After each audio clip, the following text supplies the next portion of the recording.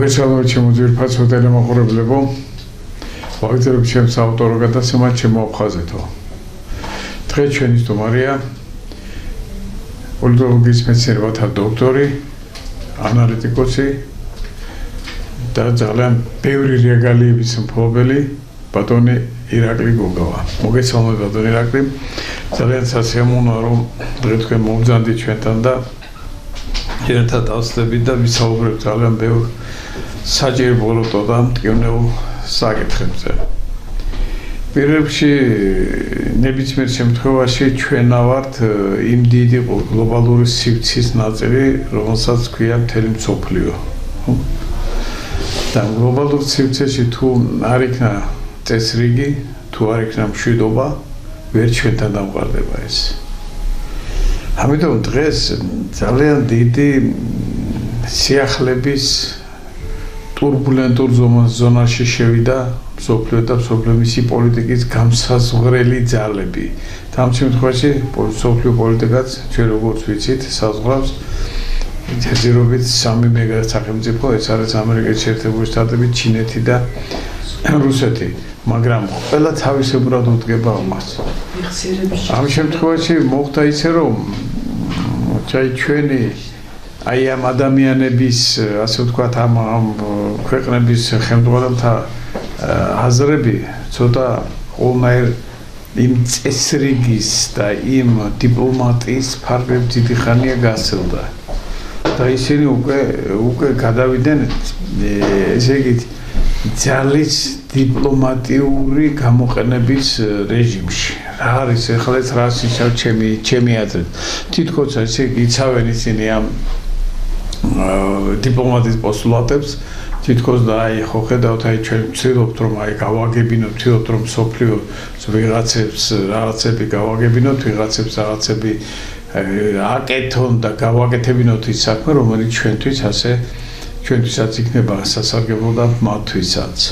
მაგრამ მე ერთ რამეს ვატყობ აი ამ პროცესებში, რომ ამერიკის შეერთებული შტატების პრეზიდენტმა დღევანდელ პირობებში ცოტა ძალიან უფრო მეტი სიხისტე და სიმკაცრე გამოიჩინა და იჩენს კიდევაც, თუნდაც იგივე სხვა ქვეყნებთან მიმართებაში მხოლოდ ეგ არის, რომ რუსეთის ფაქტორის ბოლომდე იგნორირებას არ აკეთებს, თუმცა რუსეთს თავის მარწუხებს მაინც არ უშვებს იმ მარწუხებს, რომელიც მას სანქციების სახით აქვს უკვე ასე ვთქვათ გაშვებული რუსეთის მისამართით. ახლა რუსეთის პოლიტიკაზე ჩვენ ბევრად ვარ დამოკიდებული არა ამერიკის, არამედ რუსეთის პოლიტიკაზე. ხომ ასეა საქართველო და განსაკუთრებით კავკასია, როგორც ამას ამიერკავკასიას ეძახიან, კავკასია, ბატონო ჩემო და მერე საქართველოს იგივე ყველაზე მტკივნეული თემა, თუნდაც ტერიტორიული მთლიანობის აღდგენა. მაგრამ რუსეთი ასე თუ ისე ზოგჯერ გამოვა ხოლმე, ზოგჯერ იტყვის, ზოგჯერ წამორոշავს რაღაცას, ასე ვთქვათ, რომ ჩვევიათ ეს ჩვენს ასე ვთქვათ დიდ რუსებს, მაგრამ საქმე იმაშია, რომ ისინი მაინც მოთმინების რეჟიმში არიან, იმ კუთხით, რომ ისინი აკვირდებიან რა შედეგზე გავა თუნდაც იგივე ტრამპის ადმინისტრაცია. რომ მერე თვითონაც აი ფრთები შეისხას და თვითონაც გააკეთოს თავის საქმე. ეს რა მალაპარაკებს ამას? ჩვენ ხო ძალიან კარგად ვიცით, როცა მოხდა აღიარება იუგოსლავიის შედეგაც სარაევოს თუ ერთ-ერთი ანკლავის აღიარება როგორ მოხდა მსოფლიოს მიერ და როდესაც ეს ანკლავი აღიარეს, მაშინ პუტინმა პირდაპირ თქვა. ეს არის ძალიან სამწუხარო ეს რაც მოხდა და მე მაგას მოყვა ჩვენთან სამწუხაროდ და საუბედროდ მოყვა ეგრეთ წოდებული სამხრეთ ოსეთისა და აფხაზეთის დამოუკიდებლობის აღიარება. ესე იგი ამით ვიტყვა მინდა რომ რაღაცა ეს არის ძალიან ესე დამოუკიდებულება არსებობს ერთმანეთთან. ესე იგი აი რუსეთსა და ამერიკას შორის და ეს ბარომეტრით არის. ესე იგი რაც მოხდება ამერიკასა თუნდაც იგივე გრენლანდიის თემა. ყოველივე ეს ამის შემდეგ მე ისეთი შთაბეჭდილება მრჩება, რომ ძალიან ხომ არ გადაიწია შორეული პერსპექტივით თუნდაც იგივე ტერიტორიული მთლიანობის ამაღლების საკითხი. ტერიტორიული მთლიანობა კი არა, აქ უკვე ისეთი თემები წამოიწია და ისეთი საკითხები დგას მსოფლიოში, რომ ახლა საქართველოს ასეთ პატარა ქვეყანას ესე იგი რა პრობლემები აწუხებს ეს ამ დიდი ქვეყნებისთვის საერთოდ არაფერს არ წარმოადგენს. მით უმეტეს ჩვენ ვიცით რომ ამ ტრამპის ასე ვთქვათ ქმედებები, ტრამპის სურვილები ყველგან ისე არ მიდის როგორც ეს თვითონ წარმოედგინა. თუნდაც ირანის საკითხი არ ვიყოთ ხო ფაქტობრივად ირანში რაც მოხდა როგორც მოხდა ეს ყველამ ძალიან კარგად იცი და ამბობენ რომ 30,000 გადააჭარბა უკვე ასე ვთქვათ დაუყოთა რაოდენობა და შედეგი ნული. მე ასე ვფიქრობ. ჩვენთვისაც ახლა ირანში არევა და ირანში დარევა ჩვენთვისაც ნამდვილად არ იყო ეს სასურველი და ახლა იქ თუ რეჟიმის შეცვლა მოხდებოდა ამას კიდევ რა პროცესები მოყვებოდა არავინ არ იცის. ასეთ შემთხვევაში რა ვქნა ჩვენ საით მივდივართ ჩვენ ვიცით ერთი რამე რომ ჩვენ ხომ არ ვრჩებით პირისპირ აფხაზებთან ერთად ხომ არ მოდადგამით და ხო არ ახლოვდება ეს დრო ეს ამ თემაზეც მინდა ბატონო ირაკლი თქვენი აზრი მოვისმინოთ ხომ არ დგება ის პერიოდი როდესაც აფხაზებმა გაითვითნობიერეს ის რომ ქართველები და საქართველოსთან ერთად მათი ცხოვრება უფრო უკეთესია და უფრო ასე ვთქვათ პერსპექტიულია ვიდრე თუნდაც რუსეთთან.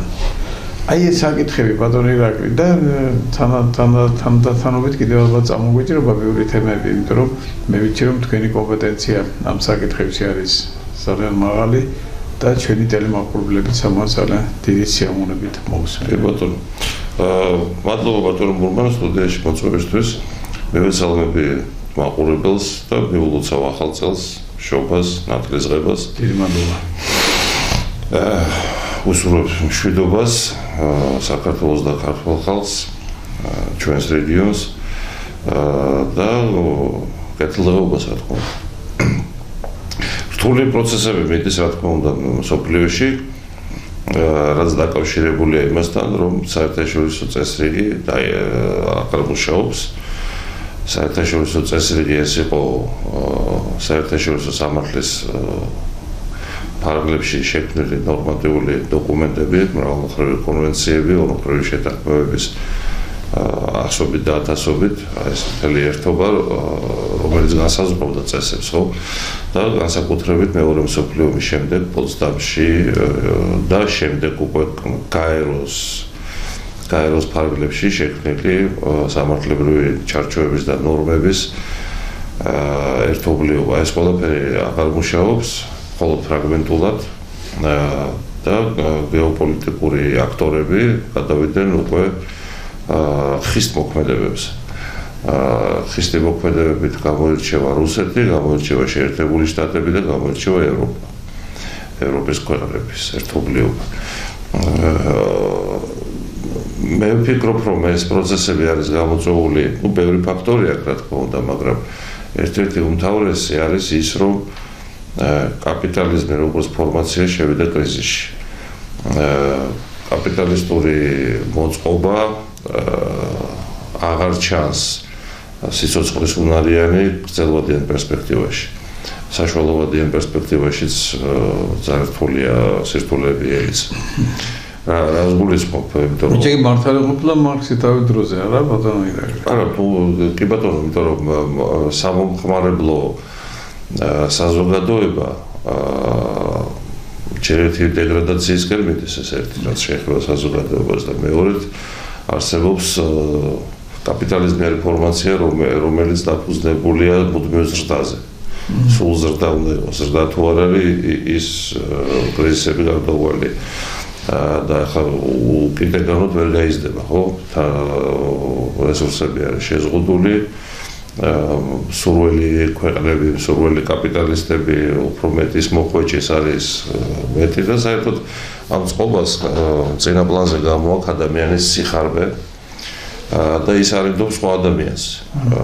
ამის ნათელი მაგალითია ჩვენი ეროვნული კაპიტალისტები, რომლებიც მედიკამენტებში და სურსათში ყავს აზრობენ ქართულ ხალხს. კიდე საწვავის ფასები. კიდე სხვა ნებისმიერი მიმართულებით. და ეს განსაკუთრებით შეერთებული შტატების პრეზიდენტი გუშინ საუბრობდა დავოსის ფორუმზე, რომ ესე იგი მედიკამენტი, რომელიც ლონდონში ღირს $10, ამერიკაში ღირს $130. ესეც ნათელი მაგალითია კაპიტალიზმის სიხარბისა, რომლებიც კაპიტალი ესწრაფვის მონოპოლიას, სხვების შთანთქმას, მონოპოლიზირებას გასაღების წარმოების საშუალებების და გასაღების ბაზრის და შემდეგ აწესებს არაპროპორციულად მაღალ ფასს, რენტას, რომ მოსახლეობისგან მოიღოს რაც შეიძლება მეტი მოგება. ეს მოგებაზე დახარბებული სისტემა დიდხანს ცნობილი იყო ჯერ კიდევ 60-იან წლებში კვლევები როცა ტარდებოდა, რომ ეს სისტემა დიდხანს ვერ გაკაჩავდა. და სადღაც 90-იანი წლებიდან ელოდნენ სერიოზულ კრიზისს, მაგრამ აქ მოუსწრო კაპიტალისტურ სისტემას საბჭოთა კავშირის დაშლა.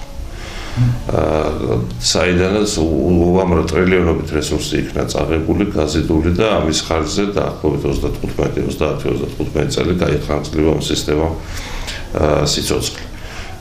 და გააგრძელეს დასავლეთ ევროპის ქვეყნებმა კიდევ უფრო გამდიდრება, ჩრდილოეთ ამერიკის ქვეყნებმა და წერტილოვნად სხვადასხვა სახელმწიფო მიიქნა.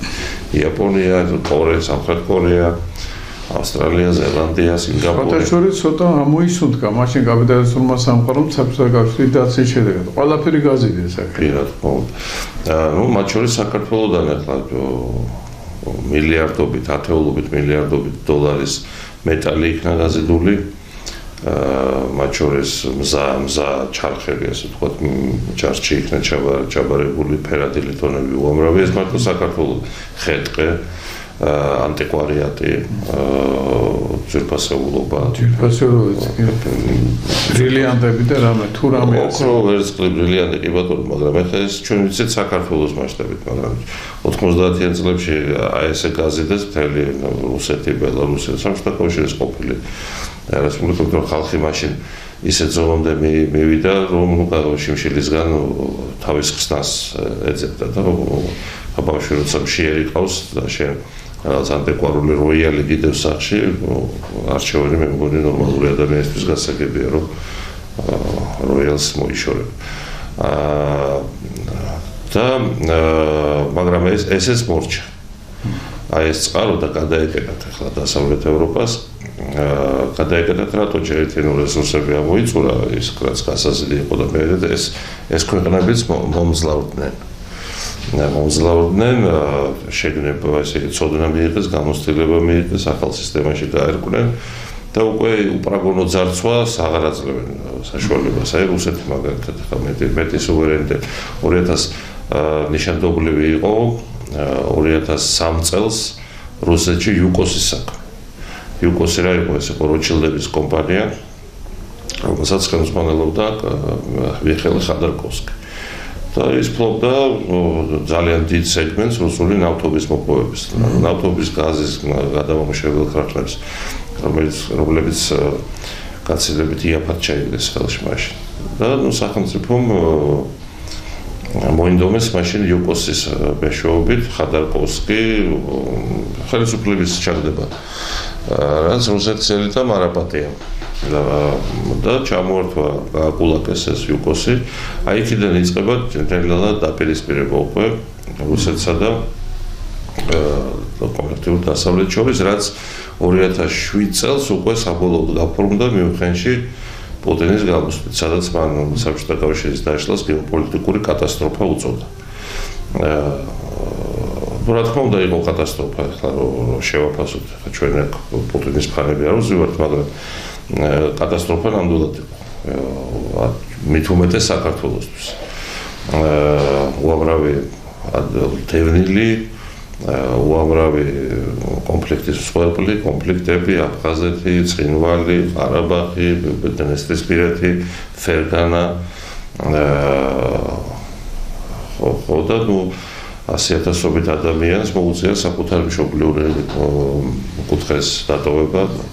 თქვენს ერთ-ერთი რომელიც ახლაც გრძელდება. ახლაც გრძელდება რა თქმა უნდა. იგი უკრაინაში და კიდევ კი ბატონო, ეს 90 წლის გაგრძელება უკრაინას. იმის შედეგების გამო და მაგრამ მიუხედავად ამისა, ეს ხალხები ახლა მაგალითად აზერბაიჯანი ავიღოთ. აზერბაიჯანმა მიაღწია სუვერენიტეტის იმ დონეს, როცა თავის თავს არ აძარცვინებს. კი, ბრიტიშ პეტროლიუმი ავტოკომპანიები უცხოური მუშაობენ და გარკვეულ პროცენტს იღებენ, მაგრამ ეს არ არის ბრაკონიერული პროცენტი. ყაზახეთში იგივე ხდება პროცესებია. ჩვენთან ჯერჯერობით რაც უნდა იმას აკეთებენ და უცხოელებს გააუწინ დიდრეები. მაგრამ ჩვენთანაც დაიწყო გამოგვიძება, იმედია რომ დაიწყო გამოგვიძება და ჩვენი ბუნებრივი რესურსები თუ რამე რესურსი გვაქვს მოხმარდება საქართველოს, მაგრამ აქ საზოგადოებამ უნდა იაქტიუროს, იმიტომ რომ მთავარი ბუნებრივი და მთავარი რესურსი ნებისმიერ სახელმწიფოს გააჩნია, ეს არის ადამიანური რესურსი. ეს არის ყველაზე სათუთიც. კი ბატონო, ხო და ჩვენგან სწორედ ამ ადამიანური რესურსის გადაცემა ხდება.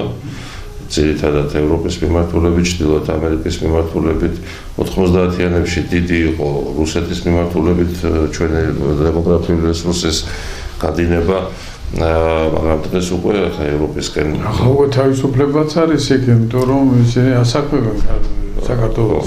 ასაქმებენ მესამედ ფასში და სოციალური და ჯანმრთელობის დაცვის გარანტიების გარეშე.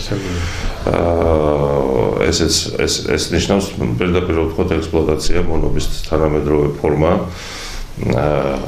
ადგილობრივს რასაც უხდიან იმ საქმეში ქართულს უხდიან მესამედს და რამე რომ მოვიდეს ჯანმრთელობის და დაზიანება ან რაღაცა ყველაფერი ჯიბიდან აქვს გადასახდელი, ანუ არანაირი დაცულ საპენსიო ასაკს რომ მიაღწევს კიდე გამოუშვებენ საქართველოში, საქართველოს უნდა არჩინოს პენსიონერი. რა თქმა უნდა, ჩვენი მოქალაქეებს ზედაპირზე პასუხისმგებელი უნდა ვიყოთ ბოლომდე, მაგრამ მე ვფიქრობ ევროპასთან, ევროპულ ქვეყნებთან საჭიროა ამ თემებზე მთავრობის აქტიური საუბარი, რომ სოციალური გარანტიები მიიღონ ჩვენებმა, ვინც მუშაობს იქ. თუმცა ევროპასთან ჯერჯერობით არაფერი არ გამოდის და ჩვენ ველოდოთ ახლა ევროპაში კიდევ ცვლილებებს, ახლა როგორც ამბობენ, ახლა ის მთავარი, ასე ვთქვათ, ბიუროკრატიული აპარატის ხელმძღვანელები ვინც არიან, ისინი მათი საკითხი მე მგონი სერიოზულად გაწევს, ხო? რომ შეიძლება ბატონო იცით როგორ არის ბატონო მურმან, ევროკავშირი როგორც პროექტი წარმოადგენს დაპყრობლებას და ხელისშემშლელ ფაქტორს ამერიკის დღევანდელი ადმინისტრაციისთვის. ესე იგი, ევროკავშირმა დაკარგა ის მთავარი ღერძი, რაზეც იყო ის აგებული, ეს იყო ეკონომიკური კავშირი.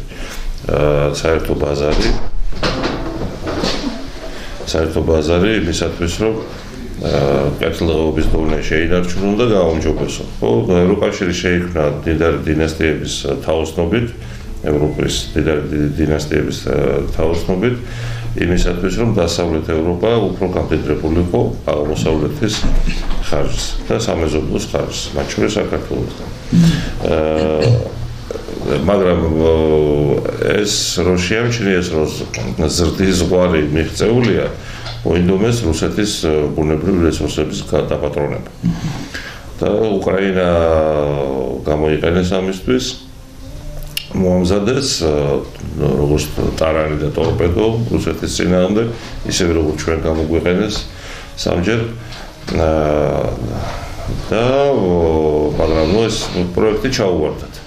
ეხლა ევროკავშირი ნელ-ნელა გადადის იცვლის სახეს წმინდა ეკონომიკური კავშირიდან და საერთო ბაზრის კონცეფციიდან ჩამოყალიბდა, უკვე ჩამოყალიბდა სამხედრო პოლიტიკურ ორგანიზაციად, სადაც ამას ორბანი ამბობს, ვიქტორ ორბანი, უნგრეთის პრემიერი, შეხვედრებზე ევროკავშირის ფარგლებში სამხედრო მისნების გახდილვა ხდება, იარაღი მიაწოდონ ფრონტზე და ასე შემდეგ. პლუს ამას შექმნეს სურველთა კოალიცია იმ გაგებით, რომ ვინ არის თანახმა უკრაინის ფრონტზე გააგზავნოს საკუთარი ჯარები, ანუ ესკალაცია მოახდინა. სამურათო სამშვიდობო მისიით. იცით რა არის დასავლეთში ბატონო მურმან ეს ნასწავლი აქვთ და იყენებენ რას, აი თუ საომარი მიზნებისთვის არის, მაშინ უნდა დაარქვაო სამშვიდობოა. თუ გინდა რომ შენ კონტროლი და ამყარო და მოსპო დემოკრატია, ამას დემოკრატიული ცენტრი უნდა უწოდო. ანუ ყველაფერს არქმევენ პირიქით. მაგრამ რეალური შინაარსი არის საპირისპირო. ანუ ეს ადამიანის უფლებები და ესენი და ასე შემდეგ ცენტრს რო არ ქვია ჩათვალე რომ პირიქით სამუშაოს აკეთებ დამაზიანებელს იმ ქვეყნისთვის სადაც ადრესატია. მოკლედ ევროპისთვის დღეს არის ნათელი რომ რუსეთის ბუნებრივი წიაღისეულზე დაპატრონების გარეშე მისი კეთილდღეობის დღევანდელი დონის შენარჩუნება შეუძლებელი. რატომ? იმიტომ რომ ევროპის ქვეყნებს არ აქვთ რესურსები. ბუნებრივი რესურსები საერთოდ არ აქვთ. იმპორტ დამოკიდებულები არიან ენერგეტიკაზე, რუსული გაზი, ნავთობი ყველაფერი შეაქვთ. ისე ტრამპი კი პირდება რომ ჩემ განიყიდეთ მაგრამ რა მნიშვნელობა აქვს განიყიდია რომ თავარია რომ მათ არ აქვს საკუთარი თანაც ეს მწვანე ენერგეტიკაზე გადასვლა რო გააკეთეს ამან გააუარესა მხოლოდ მათი ენერგეტიკული ვითარება გაზრდა ენერგეტიკა ენერგიის ღირებულება საშუალო ევროპელი მომხმარებლისთვის გაზრდა 65%. ზოგ ადგილას ორჯერ სამჯერ გაზრდა, მაგრამ საშუალო გაზრება ასეთია. რაც შეუძლებელს ხდეს ინდუსტრიული წარმოებას, მაგალითად ქიმიური მრეწველობა, ბასფის ქარხანა, მანქანათმშენებლობა, ძალიან ბევრი ქარხანა ჩერდება. ინდუსტრიული კაპიტალი გადის იმით, გადის სად? მოიკლოს ხოთაშორის 15 მილიონი ახალი მანქანა იყიდებოდა ყოველ წელს. 2019 წელს მაგალითად შარშან გაიყიდა მხოლოდ 9 მილიონი. სერიოზული ვარდნა. ეს ნიშნავს რომ 10,000-ობით მუშაკოსამსახურე მანქანათმშენებლობის დარგის დარჩება უმუშევარი. დაიყურება ეს ქარხნები. გადადიან ქარხნები შეერთებულ შტატებში, რომლებმაც ტარიფები დააწესა და ავტომწარმოებლები იმისათვის რომ ამერიკის ბაზარზე შევიდნენ ტარიფების გარეშე იძულებული არიან ამერიკაშივე გააკეთონ ეს ქარხნები. ყოველწლიურად ევროპიდან 300 მილიარდი ევროს კერძო ინვესტიციები გაედინება. მათ აქვთ აღებული უზარმაზარი სოციალური ვალდებულებები, დახმარებები, პენსიები, სოფლის მეურნეობა მთლიანად დოტაციურია იქ. ევროკავშირის ცენტრალური ბიუჯეტის 2/3 მიემართება სოფლის მეურნეობის სუბსიდირებაზე, რომლის შემცირებას როგორც კი დააპირებენ, ეგრევე გამოდიან ფერმერები, ტრაქტორებით კეტავენ მაგისტრალებს და ნაკელს ასხამენ სამთავრობო შენობებს ბრიუსელში და სხვა დედაქალაქებში. ანუ კარგი გამოსავალი ევროპას აღარ აქვს. როგორც ჩანს შეთანხმება ამერიკას და რუსეთს შორის მდგომარეობს იმაში, რომ ევროპა ჩამოალაბარატონ რადგან ის თავისი პოტენციალით არ შეესაბამება იმ ცხოვრების დონეს და კეთილდღეობის დონეს, რომელიც მას დღეს გააჩნია. და ეს არ წარმოვიდგინოთ ისე, რომ ეს იქნება რაღაც ერთ წამში ჩამონგრევა ყველაფრის, ეს ნელ-ნელა 3%. ისე ბატონო ირაკლი, მე მგონია რომ ამერიკის და საერთოდ ნატოს დამსახურება ახლა ის რომ ევროპა ასე განვითარდა. ხო? ერთ-ერთი ფაქტორი ჩემი გადასახედიდან არის ის რომ ევროპა საერთოდ თავდაცვაზე ბევრი ხარჯები არ გაუწევია, ხო? და ეს ყველაფერს აკეთებდა ამერიკა.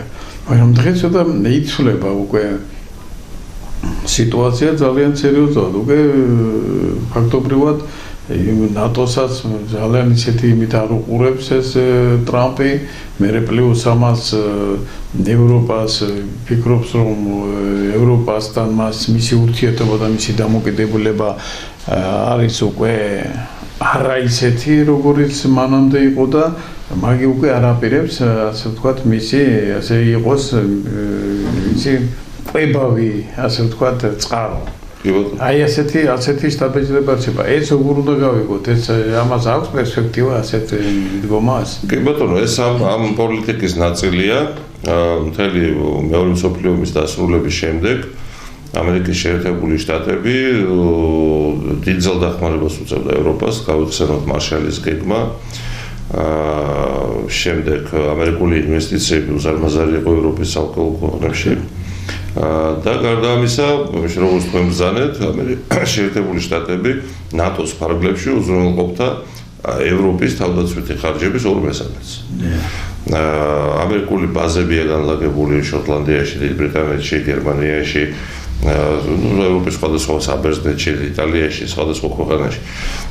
და ეს იყო ქოლგა, ერთგვარი, ადრე კომუნისტური საბჭოთა ბანაკის, სოციალისტური ბანაკის ვარშავის ხელშეკრულების წინააღმდეგ და მე შემდეგ უკვე დაიწყეს ვითომ რუსეთის წინააღმდეგ. ამ დროს რუსეთი რეალურად ნამდვილად არ იყო საფრთხე.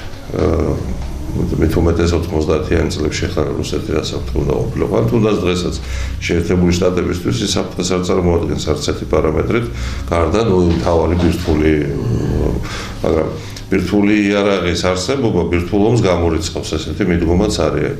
თეჩერის მიერ გამოცხადებული ბირთვული შეკავების დოქტრინა მუშაობს დღესაც, ხო? ძალიან სისხლის მღვრელი ომი მიდის უკრაინაში, მაგრამ ბირთვული იარაღის გამოყენებაზე საგურველია ტაბუა დადებული მაგალითად. პასუხისმგებლობა ესმით. ამიტომ შეერთებული შტატები ახლა ის გადაწყვეტილება რომ ჩამოალაბორანტონ ევროკავშირი როგორც პროექტი უნდათ რომ დასრულდეს ამერიკელებს ტრამპის ადმინისტრაციას და რა თქმა უნდა რუსებსაც ეს აწყობს და შემდეგ წავა ორქრული ურთიერთობების დამყარება იგივე გერმანიასთან იტალიასთან ცალ-ცალკე ქვეყნებთან ხო დაყავდა იბატონე ფავორიტები და ტრამპს ესე იგი ევროპის ეკონომიკა ისედაც კრიზისშია. ევროპის ეკონომიკა საკმაოდ სერიოზული პროტექციონისტული ზონა იყო, კარტელური სივრცე იყო ფაქტიურად, სადაც საქონელს ვერ შეიტანდი. სტანდარტები იყო სპეციფიკური, იმ სტანდარტებზე რო გადასულიყავი, იმას დიდი მოდერნიზაცია ჭირდება საწარმოს და ასე შემდეგ. აი მაგალითად უკრაინის პრემიერმა აზაროვმა, რომელიც იანუკოვიჩის დროს მსახურობდა, მათ რო დაუყენეს საკითხი ევროპასთან ასოცირების შეთანხმებას მოეწერა ხელი, აზაროვმა დათვალა პრემიერ-მინისტრმა, თელმა გუნდმა მაშინ იმუშავა და უკრაინის ინდუსტრიის მოდერნიზაციაში უნდა ჩადებულიყო 160 მილიარდი დოლარი ახალი ინვესტიცია, რომ ევროსტანდარტზე გადასულიყო. იმიტომ რომ მთელი ეს ინდუსტრია არის ძველი გოსტის სტანდარტზე აწყობილი ჩარხები და განადგარების საწარმოო პროცესი, თუნდაც რომ ის უსაფრთხოება და ასეთი საკითხებიც კი ეკოლოგია და ასე შემდეგ და ევროსტანდარტებზე გადასვლა მოითხოვდა ამდენს. შესაბამისად ის ეუბნებოდა რომ მოგვეცეთ ეს ფული და კი ბატონო მოგიწერთ ხელს. ნუ ასეთი დაპირდნენ მხოლოდ 15 მილიარდს თუ 16 მილიარდ ევროს, ანუ 10%-ს იმისა, რაც საჭიროა. და საბოლოო ჯამში ნუ იქ მე გადატრიალება მოხდა. მოკლედ შეერთებული შტატები 4 წელია უყურებს ამ რუსეთის და ევროპის ომს. ბაიდენის ადმინისტრაცია ევროპის მხარეს ჩართული იყო აქტიურად. ნაწილობრივ ტრამპი ინერციულადაც ჩართულია ხა ამერიკაში, იმიტომ რომ აწყვიან შეერაღებას უშუალოდ უკვე აღარა, არამედ ევროპელი ნატოს გავლით. მაგრამ სადაზვერვო ინფორმაციას აწყვიან კოსმოსიდან. ასევე აწყვიან ინტერნეტს ილონ მასკის ქსელის მეშვეობით. Starlink-ის სისტემების მეშვეობით. მოკლედ შეერთებული შტატები ერთის მხრივ მედიატორის და შუამავალის როლი იკისრა, მეორე მხრივ უკრაინას ეხმარება. თუმცა თვითონ უკვე ფულს არ ახარჯებს, ევროპელებს ახარჯიებს ფულს და ევროპელებს თავდაცვაზე 800 მილიარდ ევროს ითხოვს. ტრამპი მთელი ამ წლების განმავლობაში მეორე მსოფლიო ომის შემდეგ ევროპას საშუალოდ 1.5% ხარჯავდა თავისი ეკონომიკის თავდაცვაზე. ნატოს რეკომენდაცია იყო 2% უნდა დაეხარჯათ. მაგრამ ამას იშვიათად თუ ვინმე აკეთებდა. %-ნახევარი ამ ფარგლებში თუ იყო ესეც მიღწევა იყო და ეხლა ტრამპი თხოვს რომ 5% დახარჯეთ ეკონომიკის. და 2-ს ვერ ხარჯავდნენ და 5 უწევეს. ხო, ეს რას ნიშნავს და თქვენ რომ ბრძანეთ თქვენს კომენტარში იმის გამო რომ ევროპა თავდაცვაში არ უშვებდა ინვესტიციებს მთელი ამ წლების განმავლობაში, ხო, 70 წელი და მეტი 80 წლის განმავლობაში. სხვა დარგები განავითარა, რა თქმა უნდა, ცხოვრების დონე, სოციალური სფერო, კულტურა, კულტურა ნაკლებად, მაგრამ კულტურაში დეგრადაცია, მაგრამ ცხოვრების ეკონომიკური დონე განავითარა. ეხლა როცა შეიქმნა ესეთი კრიზისი, აი იყო იტალიის პრემიერ-მინისტრს, ყოფილ პრემიერ-მინისტრს მარიო დრაგის ბრიუსელმა ევროკომისიამ დაუკვეთა კვლევა. რა სჭირს დიაგნოსტიკა ევროპის ეკონომიკის და როგორ გამოვასწოროთ. მარიო დრაგი გამოკვეთა დიდ სპეციალისტების გუნდთან ერთად იმუშავა და გამოკვეთა ის პრობლემები, რაც აქვს ევროპის ეკონომიკას და დასკვნაში წერს ესეთ რამეს, რომ აუცილებელია 800 მილიარდი ევროს ინვესტიცია ეკონომიკის მოდერნიზაციაში, მეცნიერებათა დარგების განვითარება, ციფროვიზაციის განვითარება, ხელოვნური ინტელექტის განვითარება და გადასცა ეს კვლევა ევროკავშირს, სადაც მოიწონეს, მაგრამ მე ევროკავშირი გამოვიდა და ნაცვლად იმისა, რომ ეკონომიკაში ჩავდოთ ეს 800 მილიარდი სამხედრო საქმეში. რაც ორმაგი დატვირთვა უკვე.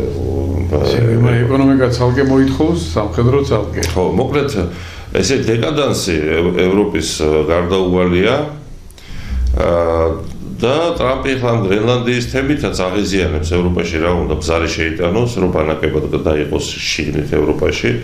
კონფლიქტის გარდაუვალია ხა დანიასთან მიმართებაში, მარტო დანია არ არის, იგი ბრიტანეთმაც გაერთიანებულმა სამეფომაც რაღაც თავისი ხო კი ბატონო, აი ბრიტანეთი ახსენეთ და საბოლოო ჯამში ეს კონფლიქტის წყარო ტრამპსა და ევროპას შორის ეს გახლავთ სწორედ ბრიტანეთის და ამერიკის კონფლიქტი.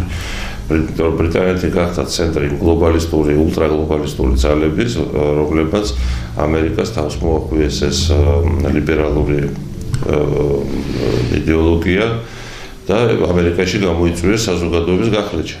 ამერიკაში არის ჩვენზე გაცილებით უფრო მწვავე პოლარიზება. ეგერ მინესოტაში რაც ხდება, ეს არის რეალურად სამოქალაქო აჯანყება მიმდინარეობს, რომელსაც ჯარი ახშობს. ჩვენთან ინდონეზია შეიძლება არ შუქთებოდეს, მაგრამ იქ რეალურად სამოქალაქო ომის მინი მოდელი მიდის მინესოტაში. აი ეს არის სწორედ ამ ულტრალიბერალების ნამუშევარი. ტვინი გამოურეცხეს ძალიან დიდ ნაწილს და ეხლა ტრამპი ცდილობს რომ დააბრუნოს ნორმალურობის ჩარჩოში ეს ძველი ღირებულებები, ეს ოჯახის სამშობლო ღმერთი, ლიბერალიზმი. მაგრამ შეძლებს ამას ტრამპი?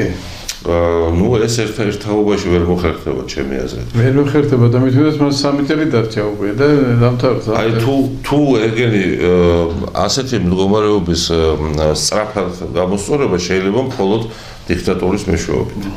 რასაც სხვათა შორის ქადაგებს ჯეი დი ვენსის ერთ-ერთი იდეოლოგიური მეგობარი კორტესი არვენი, ეს არის პროფესორი ებრაული წარმოშობის ამერიკელია, რომელიც ამბობს, რომ დემოკრატია არ გაამართლა, დემოკრატიაზე ჩვენ ვარი უნდა ვთქვა და უნდა გადავიდეთ. ეხლა ეს როდიში ითქვა ამაზე მეგონი მე-20 საუკუნის შუახანებში იყო ამაზე საუბარი ძალიან სერიოზული. ამაზე არისტოტელეც საუბრობდა, სულ იყო ამაზე საუბარი, რომელი ფორმა ჯობია და ჯობს და არისტოტელე მაგალითად ამბობდა, რომ დემოკრატია ერთ-ერთი ყველაზე ცუდი ფორმაა ხალხისთვის. იმიტომ რომ ოლიგარქიაში გადასვლის მიდრეკილება აქვს დემოკრატიას. და არისტოტელე თვლიდა, რომ მონარქია პოლიტია, მონარქია და არისტოკრატია ეს სამი მართვის ფორმა არის ყველაზე ოპტიმალური ხალხისთვის. და დემოკრატიას, ტირანიას და ოლიგარქიას მიიჩნევდა სამ ცუდ ფორმად. ნუ აი ევროპაში არის ოლიგარქია, კლასიკური ოლიგარქია. დემოკრატიაზე უარი თქვეს, იმაზე Facebook-ზე, სოციალურ ქსელში პოსტების გამო მარტო ბრიტანეთში 12000 კაცი მეტი ზის ციხეში. გერმანიაში ასევე რამდენიმე ათასი, საფრანგეთში დაიწყეს ახლა იგი. ბატონო ირაკლი, ახლა მოდით ჩვენ ცოტა აქეთ გადმოვინაცვლოთ ჩვენსკენ. აი დავოსში ახლა ჩატარდა როგორც ყოველწლიურად ტარდება ძალიან დიდი ფორუმი და საქართველოს არც პრეზიდენტი და არც სამწუხაროდ პრემიერ-მინისტრი არ მიიწვიეს. მაგრამ იქ მიიწვიეს აზერბაიჯანის პრეზიდენტი, საცომხეთის პრემიერ-მინისტრი და იქ გაცეთმა, ასე ვთქვათ, ასეთი გამოვიდა იქიდან.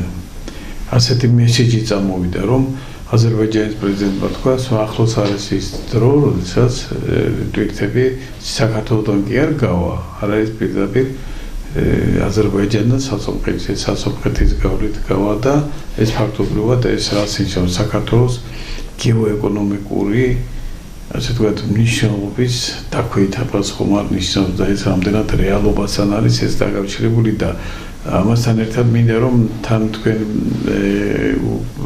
თქვენი აზრით გამოთქვათ იმასთან დაკავშირებით რომ რატომ საქართველოს რატო უკეთებენ ასეთ იგნორს ახლა ამერიკა, მაგრამ აქ მაინც თლად ჩვენ ახლა გაგებით უნდა შევხვდეთ ალიევის ამ განცხადებას და განვიხილოთ ცოტა უფრო ღრმად. ალიევის ეს განცხადება, რომ სომხეთზე გაივლის ტვირთები, საინტერესო არის ჩვენთვის იმ გაგებით, რომ საქართველოს, სომხეთის და აზერბაიჯანს შორის გრძელვადიანი მშვიდობა ჩვენთვის საბოლოო ჯამში არის ძალიან სასარგებლო. იმიტომ რომ მულტიპლიკაციური და სინერგიული ეფექტები ზოგადი ეკონომიკური გაუმჯობესების აზერბაიჯანში და სომხეთში და მათი ეკონომიკების აწევის აუცილებლად დადებითად აისახება საქართველოს. ეს ახლა ტვირთის გავლა გამოვლა კი მნიშვნელოვანია და საინტერესოა, მაგრამ არ არის ფუნდამენტური საკითხი, დინა თუ არა, ახლა 10 ტონით მეტი ჩემზე გაივლის. მე მშვიდად უყურებ ამ საკითხს, რატომ? იმიტომ რომ სომხეთიდან გამომავალი ტვირთებისთვის უმოკლესი გზა არის საქართველო. ეკონომიკურად რენტაბელური არ არის. რომ თუნდაც რკინი გზა გაცილებით ძვირი არის, ვიდრე ავტომობილებით გადაზიდვა ტვირთის. ამიტომ სომხების ტვირთების როგორც იყო დაახლოებით იგივე შენარჩუნება და მე ველოდები ზრდასაც. იმიტომ რომ სომხეთის ეკონომიკა იზრდება. მაგრამ აზერბაიჯანი თუ სომხეთის გავლით რაღაც ტვირთებს თურქეთში გააგზავნის თავის ნახიჩევანში ან ყარსის და მიმდებარე აღმოსავლეთ თურქეთის პროვინციებში ეს ამას მე მივესალმები ახლა იქ საქართველოს არაფერს არ დაკარგავს, დაკარგავს ირანი. ირანი ემსახურება ნახიჩევანსა და აზერბაიჯანის შორის ტვირთების გადაზიდვას, ირანი საზღვარს მიყვება ირანული გზა, სადაც 35,000 რეისი შესრულდება წელიწადში ირანული ტრაილერების მიერ. აი ამ რაოდენობას დაკარგავს ირანი და ზანგეზურის დერეფანი თუ ამუშავეს ეს 35,000 იქნება ან თურქული, ან აზერბაიჯანული, ან სომხური ტრაილერები. ძირითადი ცვლილება ეგ არის. საქართველოზე ეს არ აისახება, იმიტომ რომ უბრალოდ რუკას რო დავხედოთ რენტაბელური არის. სომხეთიდან აზერბაიჯანში ტვირთის გაშვება არის უფრო გრძელი მარშრუტი, რუსეთის მიმართულებით მით უმეტეს. სადღაც დავით დერბენჩი უნდა გავიდეს, მერე როსტოვისკენ წამოვიდეს, ესე იგი 3 კაუჭი უნდა გააკეთოს. ამიტომ რენტაბელური ეს არ არის, მაგრამ თუ იქნება ეგ მიმოსვლა რაღაცა დონის მაინც, ეს ჩვენთვის საბოლოო ჯამში არის კარგი. რომ ომი აღარ იყოს და სინერგიული ეფექტები ჩვენზე იქნება ძალიან კარგი. აზერბაიჯანის ეკონომიკა როცა იზრდება, საქართველოს ეს კარგად მოქმედებს, იმიტომ რომ აზერბაიჯანელები ტურისტებად ჩამოდიან კიდე სომხები. ფულს ხარჯავენ, ჩვენს ეკონომიკას ადგება ესა მიმოსვლა არის, ჩვენებით ჩადიან. აი რაც ალიევმა დაკეტა ეს სახმელეთო საზღვარი, საქართველოს ყოველ წელს კარგავს თითქმის მილიარდს. იმიტომ ადრე 9 მილიონი აზერბაიჯანელი შემოდიოდა საქართველოში, ახლა შემოდის 200,000. ნუ ჰაერით შეიძლება შემოსვლა და ხმელეთით აღარ შემოდის.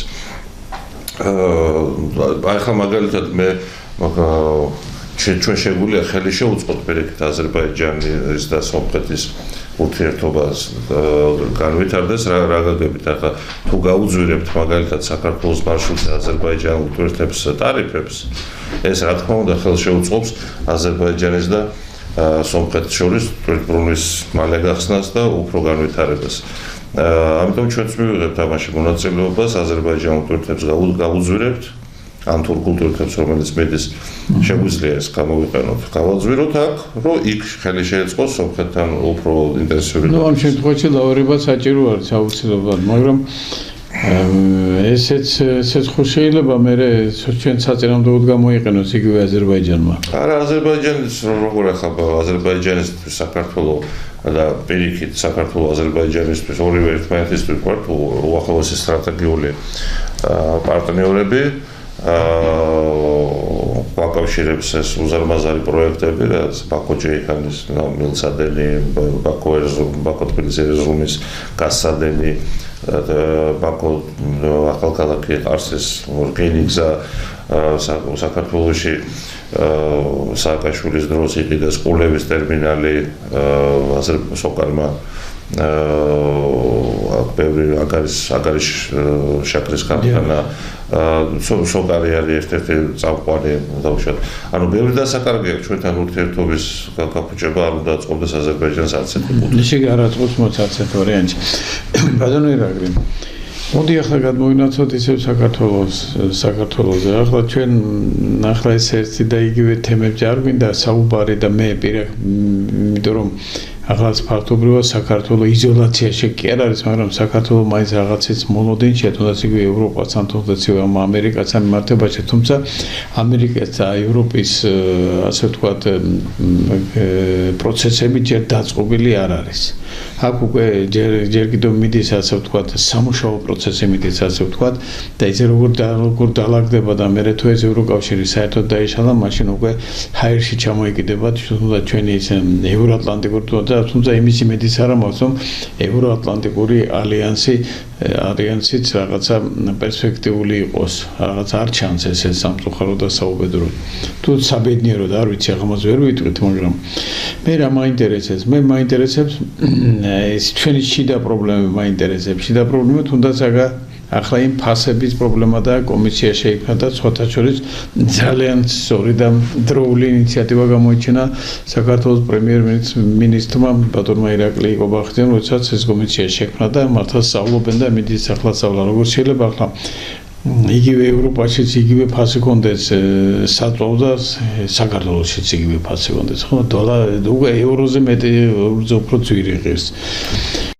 აქედან გამომდინარე, ამის გარდა ჩვენ რა გვაქვს კიდევ რამე პერსპექტივა გვაქვს დღეს რა ხდება სტაგნაციაში ვარ თუ რამე პერსპექტიული რაღაცა ჩანს, რაღაცა გვირაბის ბოლოს რაღაცა შუქი, რომელიც ჩვენ გადაგვახედებ ჩვენი ასე ვთქვათ ურჩი ანკლავების მიმართულებით და იგივე აფხაზებთან დაალაგდება სიტუაცია თუ დავიწყებ თუ არ ვიწყებ თუ რას ვაკეთებ მე ვერ გავიგე ყოველ შემთხვევაში ჯერჯერობით არაფერი არ ჩანდა არც ოსებთან მით უმეტეს, მაგრამ მე ჩემთვის ჩემი თემა მაინც აფხაზეთია და მე მაინც მინდა ვფიქრობ რომ აფხაზებთან ურთიერთობა, მაგრამ აფხაზებთან ურთიერთობის დალაგება ეს გადით რუსეთის ასე ვთქვათ ხაზზე. ხო, რუსეთის გარეშეც არ მოხდება. მაშინ რა ვხდათ ჩვენ ეს იგი რუსეთი თუ შენ საერთოდ არ აღებულო რუსეთი ახლა იცი გეოპოლიტიკურ სიტუაციებში იცი აბსოლუტო შეჩართული რომ მას არც ძალიან საქართველოსი და ვერც იცლის სამწუხაროდ და საუბედუროდ. და ამ დროს რას ვაკეთებ ჩვენ ისევ სტრატეგიული მოთმინების რეჟიმში ვართ და ვიქნებით, მაგრამ სანამდე ეს რა აფხაზეთის საკითხი, ну, ჯერეთი ჩვენს ბევრი დავაშავეთ მაგ მიმართულებით თავის დროს. ჩვენი წელი პასუხისმგებლობა უნდა გვესმოდეს თუნდაც იმ აფხაზების მიმართ, თუნდაც იმ ოსების მიმართ. და მე ვფიქრობ, რომ იქაც არიან ესეთ ხალხები, ვისაც ესმის. აფხაზებს შორის არის ბევრი, ვისაც ეს სურს, რომ საქართველოსთან ესე იგი აღდგენა ურთიერთობის, ქართველებთან უბრალოდ აღდგენა ურთიერთობების და ასე ხედავთ, მაგრამ ამას ისინი ხმამაღლა ვერ იტყვიან. აი როგორც რამდენიმე წლის წინ საქართველოში იყო სტიგმა, რომ ვერ იტყოდეს რუსეთთან დალაპარაკება აუცილებელია. დაგესეოდნენ ეს ლიბერალები და მათი მედია სპეცსამსახურები. ესაც არ არის. აფხაზეთში ასეა. ვინმე რო თქვა საჯარო ფიქრობ ქართველებთან ესე შევრიგდეთ, ჩაკოლავეთ. ფიზიკურად თუ არა, მორალურად და ბულინგი და ასე შემდეგ. ეს მე აფხაზებისგან ვიცი. იქ ახლა აგრესიული აფხაზები რა თქმა უნდა არიან, ჩემზე კარგად იცით, მაგრამ ეს აგრესიული აფხაზების დიდი ნაწილი დონბასის ფრონტზე არიან და რამდენი ჩამოვექინა ღმერთმა უწყეს.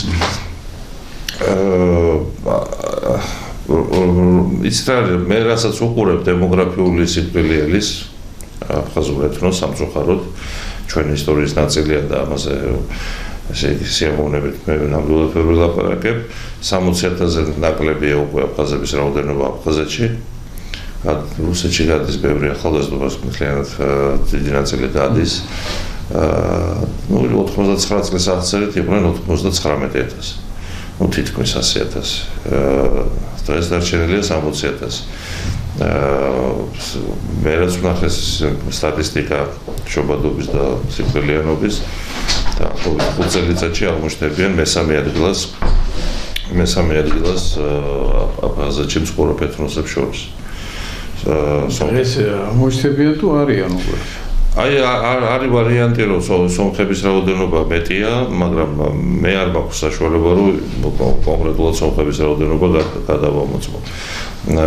ამბობენ, რომ სომხებმა გაასწრეს. მაგრამ აქვს სტატისტიკა ყოველთვის. თუმცა ეს სომხების კონცენტრაცია ახლა სომხური მოსახლეობის არის გაგრაში. სოხუმის რაიონში, ხო. ოჩამჩირის რაიონში სოფლებია სხვადასხვა. ხო და ყოველ შემთხვევაში ის ინფორმაციები, რაც ჩვენ მოვახერხეთ, რომ ეს ემპირიული ანალიზით გაგვიანალიზებინა დემოგრაფიული მეთოდოლოგიით. ცხადყოფს, რომ ის ციფრები, რაც ოფიციალურად აფხაზეთის სტრუქტურების მიერ ჟერდება, კატეგორიულად არ შეესაბამება რეალობას. ეს გნებავთ ელექტროენერგიის მოხმარება, გინდათ ცოცხლმეულის, ანუ ფქვილის მოხმარება, შობადობა, პირველკლასელების რაოდენობა, ჰოსპიტალური სექტორის მონაცემები და ბევრი ირიბი ინდიკატორი, რომელთაც შეიძლება დაადგინო მოსახლეობის რაოდენობა. და თვითონაც ახლა გვიყვებიან აფხაზეთთან კომუნიკაცია.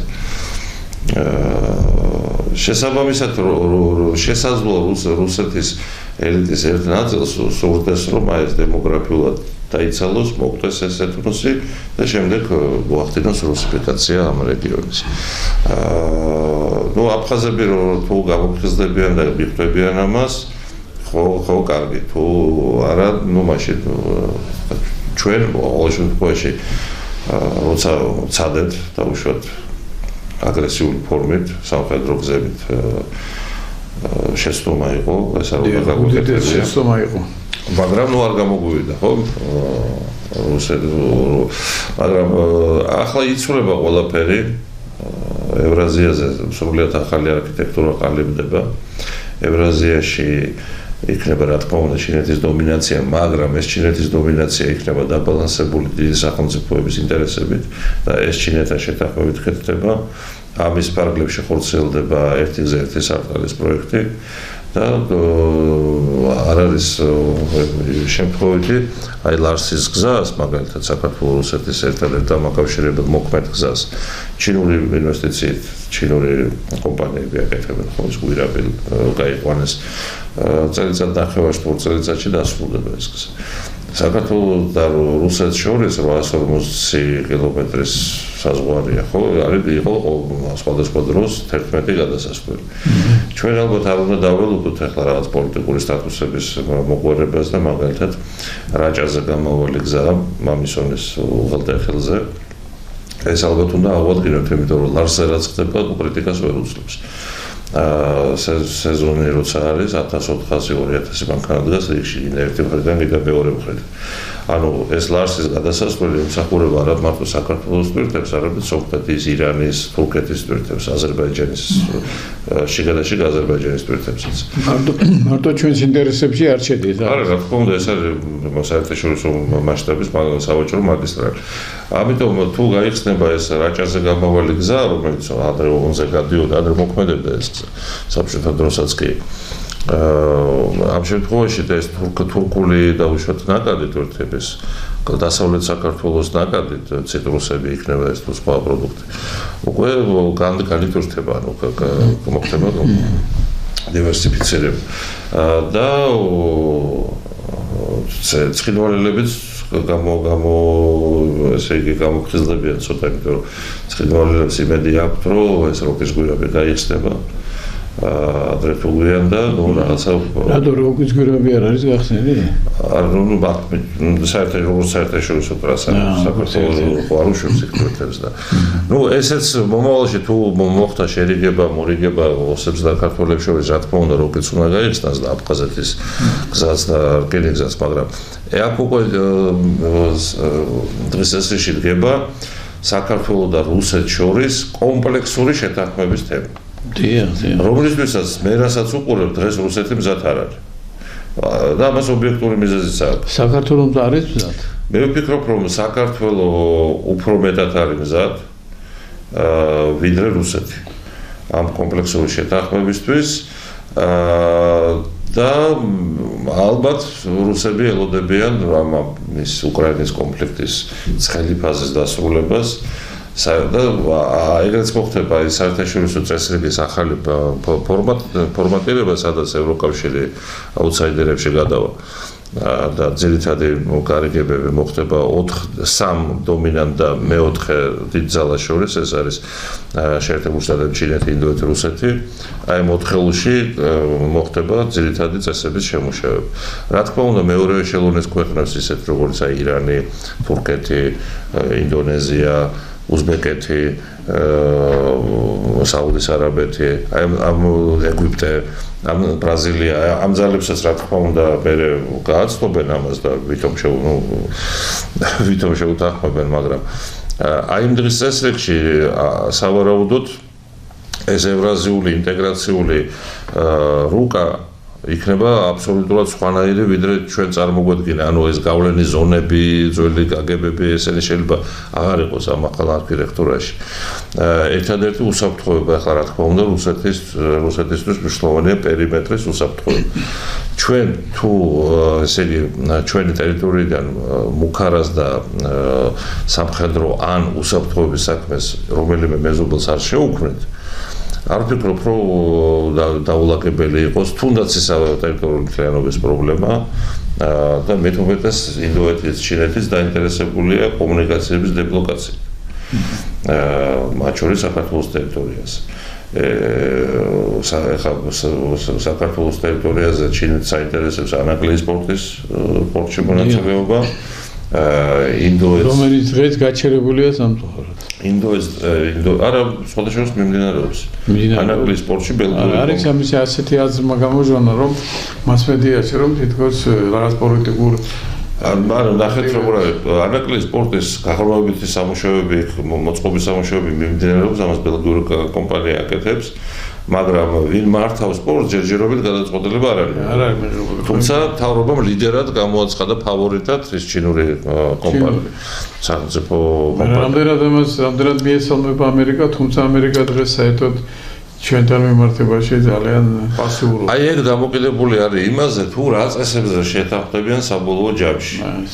ეს დიდი მოთამაშე. მე იქ სადღაც ალბათ ჩვენი ადგილის განესაზღვრება, ხო? რა თქმა უნდა, თუ და ფუნქციაც. თუ შეერთებული შტატები ეგრე შეერთის და ვენესუელის პრეზიდენტს იტაცებს, იქ პანამის პრეზიდენტს მაგიდაზე ხელს უბრაყუნებს, რომ ჩინეთი გააგდე პანამის პორტებიდან. ეს ნიშნავს, რომ ანუ დომინაციის სფეროები მინიმუმ თუნდაც ეკონომიკური დომინაციის სფეროები განისაზღვრა უკვე. წინასწარ ასე თქვა და ამერიკა თავის დასავლეთ ნახევარსფეროს სფეროში აპირებს ამ გრენლანდია, ვენესუელა, პანამა რო იყოს დომინანტი და ახლა ჩინეთის შეკავების პოლიტიკა რომელიც უკვე დაიწყო ეს ვენესუელაზე და ირანზე ირანის ამაზე დამოკიდებულია ჩინეთი ბევრად. 20% თავისი ნავთობის იმპორტის ვენესუელიდან და ირანიდან შეაქვს. ირანიდან. ვენესუელიდანაც მე მეგონა ირანიდან შეაქვს. არა ვენესუელიდან. აი ეს ტანკერი, ცნობილი ტანკერი რო გააჩერეს, ხო? ვენესუელის ნავთობი რო გადაგა. რუსული ტანკერი იყო. რუსული ტანკერი აღმოჩნდა რომ არ იყო. და საქმეც მაგაშია, იმიტომაც გააჩერა ამერიკამ. ანუ ეს ტანკერი, ამ ტანკერს ინტენსიურად გადაქონდა ვენესუელის ნავთობი ჩინეთში.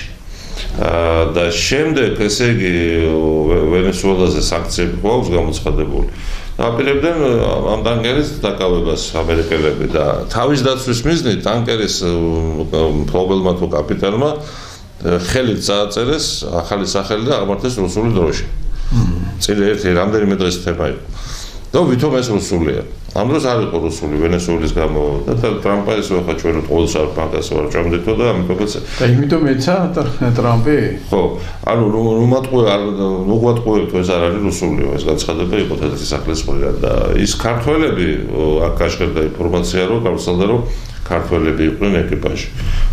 გადაამოწყვა საგარეო საქმეთა სამინისტრომ და ქართველები, საქართველოს მოქალაქეები იქ საერთოდ არ აღმოჩნდა. იმ გემის ეკიპაჟში და აქ კიდე გავრცელდა თითქოს კაპიტანიც კი ქართველი იყო, რაც არ იყო ნამდვილი. ბატონო ირაკლი, ჩვენი გადაცემა უკვე დასასრულს ახლოვდება, მაგრამ მე შემოვიღე ასეთი რუბრიკა. მომივიდა ასეთი აზრი, ბოლოს ყველა ჩემს რესპონდენტს ერთი კითხვა უნდა დაუსვა. დაუსვა მოიხსენებათ, ესე იგი ჩემთვის და ჩვენთვის ამ გადაცემის დედაარსი მაინც აფხაზეთია და აი თქვენ როგორ ფიქრობთ, როგორც ამ დონის პოლიტოლოგი, მეცნიერი, მკვლევარი, ანალიტიკოსი, როგორ ფიქრობთ? აი ჩვენ აფხაზებმა რომ დაგვისვან ასეთი კითხვა და მე ვიცი რომ დაახლოებით ეს ამნაირია თუ სხვანაირი რაღაცა გარკვეული კითხვები მუსირებს საქართველოს მიმართ. აფხაზმა რო კითხო ჩვენ, რა გინდა თქვენ ქართველობო ჩვენგან აფხაზებისგან? რას უპასუხებდა ირაკლი კოგავა? არა, აფხაზებისგან არაფერი არ გვინდა. ჩვენ გვინდა მათთან შერიგება, ჩვენ გვინდა ერთმანეთის მიტევების პროცესი დაიწყოს, შენდობის პროცესი, ეს ქრისტიანული პროცესია. დიდი ნაწილი აფხაზების ამბობს, რომ ქრისტიანები ვართო. და რა ვიცი, ამ განადგურებული მხარის ერთობლივად განვითარება და აყვავება. და გაჩერებული სატრანსპორტო ინფრასტრუქტურის გახსნა. ერთ-ერთ ვაშეროთ კეთილდღეობა ახლა და თან ახლა მესმის რომ ზოგიერთი რაღაცა იგონებს ისტორიებს და წერს და რაღაცებს მანიპულაციებს, ისტორიულ მანიპულაციებს აკეთებს, მაგრამ არსებობს რეალური ისტორია, არსებობს გამოგონილი ისტორია და რეალური და ჭეშმარიტი ისტორია ერთია. რა თქმა უნდა, სამართლიანობის პრინციპი სანამ არ აღდგება სამართლიანობა.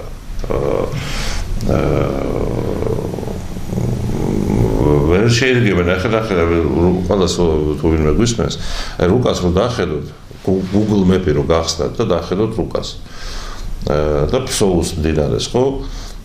იქეთ შეხედეთ რუსეთს როგორ განვითარებული, აი რუკიდან ძალიან კარგად ჩანს. ადლერი, აი ადგილი არ არის, ყველაფერი გაშენებულია და უახლესი მშენებლობები ეს ოლიმპიადისთან ერთად მით უმეტეს.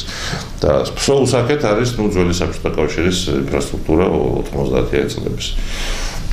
ერთი-ორი რამდენიმე ათეული შენობა ალბათ შეღებილია. რუსეთი რატომ არ ეხმარება? აი იმიტომ არ ეხმარება, რომ რუსეთი არ მიიჩნევს, რომ ეს მისი ტერიტორია. იმიტომაც არდებს ინვესტიციას იქ არავინ. მე ვიცი რომ დიდი კორპორაციები, რუსეთის დიდი კორპორაციებში იყო განხილვები რომ ჩავდოთ, მაგრამ როცა SWOT ანალიზი, ანუ რისკების ანალიზი გაკეთდა, მოხსენებები გაუკეთეს სპეციალისტებმა, რუსკა სპეციალისტებმა, მილიარდერებს, იქ ითქვა რომ ეს თუ თქვენ განახორციელებთ ინვესტიციას აფხაზეთში, ეს არის არისკოვი ინვესტიცია, რომელიც ადრე თუ გვიან დაიკარგება. რატო ახლა ის ანალიტიკოსებიც მილიარდერს უწევს ასეთ რაღაცას, რა თქმა უნდა მიდის კრემლში, საგარეო საქმეთა სამინისტროში, FSB-ში, პროკურატურაში, ყველგან, იმიტომ რომ უზარმაზარ ფულს უხდის ის მილიარდერი ზუსტი ანალიტიკისთვის. და არც ერთმა მილიარდერმა არ არჩადო ფული ასეთი ანალიტიკის გამო. საშიშია და ანუ რუსეთის ისტებლიშმენტი მიიჩნევს რომ აფხაზეთი არ არის რუსული ტერიტორია. შესაბამისად საჭირო დროს, საჭირო მომენტში ეს აფხაზეთის პრობლემა მოგვარდება და რა თქმა უნდა ახლა რუსეთისთვის გაცილებით უფრო დიდი აქტივი იქნება საქართველოსთან მეგობრული და კეთილმეზობლური ურთიერთობა, ვიდრე ახლა დაბლოკილი რაღაც ეს 90-იან წლებში ჩარჩენილი აფხაზეთის ტერიტორია. დიდი მადლობა ბატონო ირაკლი. ძირფასო ტელემაყურებლებო, ძალიან საინტერესო საუბარი შედგა დღეს ბატონ ირაკლი გოგავასთან. მართლაც ჩვენ რა გვინდა აფხაზებო?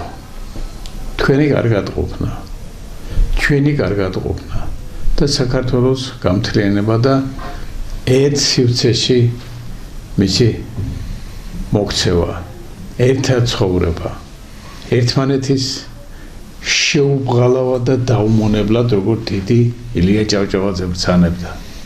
ასე რომ ნურავის გონია რომ საქართველოს რაღაც თავის აგრესიული პოლიტიკით არის და აგრესიული მიზნებით არის აფხაზების და აფხაზეთის მიმართ განწყობილი. არსი არ არის და არც იქნება არასოდეს.